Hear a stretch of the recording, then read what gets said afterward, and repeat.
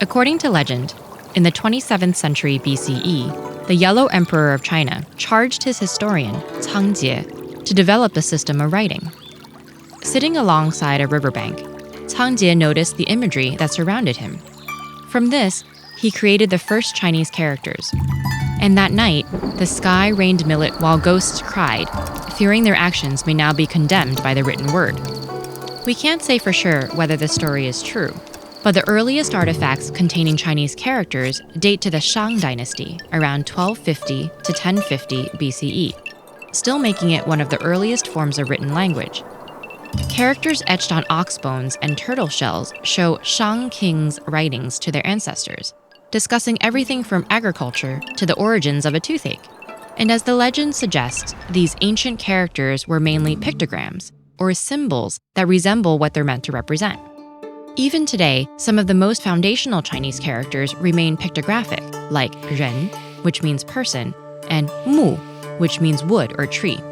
Some characters are ideograms, or symbols that represent abstract concepts, like the numbers yi, er, and san. Others are compound ideograms, which combine two or more pictograms or ideograms. For example, xiu places the character for person next to the character for tree and means to rest. However, most modern-day characters are known as logograms and are constructed of two components, a radical component, which gestures at the meaning of the character, and a sound component, which hints at its pronunciation. And all characters are built from a variety of strokes, which are often simplified to 8 basic types. There are 214 radicals, each with its own definition. Some can stand alone, while others cannot. For instance, the radical ru, written on its own, means sun. It's also used in characters with sun-related definitions, such as xiao, meaning dawn.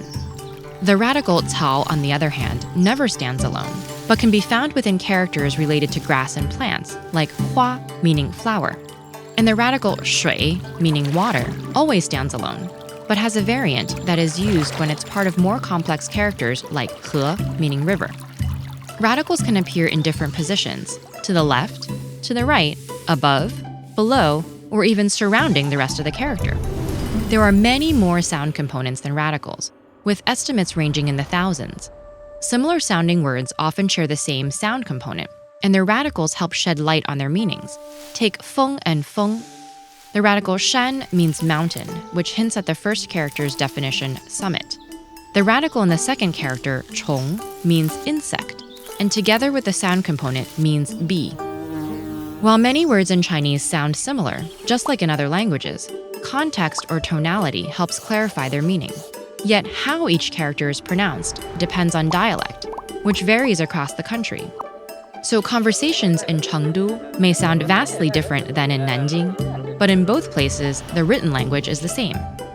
And unlike the Romance languages, Chinese has no gendered nouns or verb conjugations, so the character chi, meaning to eat, remains unchanged whether the subject is yourself, a coworker, or a legion of fearful ghosts. To indicate the past, a marker like le can be added, so I eat bread becomes I ate bread. Over the years, the Chinese writing system has undergone many changes. As characters went from being etched in bone to cast in bronze to brushed on paper, their script has evolved along the way. In the 1950s and 60s, the Chinese Communist Party introduced new simplified versions of the traditional characters, which are now standard in China, though traditional characters remain in use in Hong Kong and Taiwan. And while the Chinese character system may seem unique, its development greatly influenced the spoken languages and writing systems of its neighbors. For example, around 60% of Japanese dictionary entries are kanji, characters that originated in Chinese or were created from its elements. With a 3,000-year history, Chinese characters have and will continue to leave their mark. Did you know that TED-Ed animations are now available in Mandarin?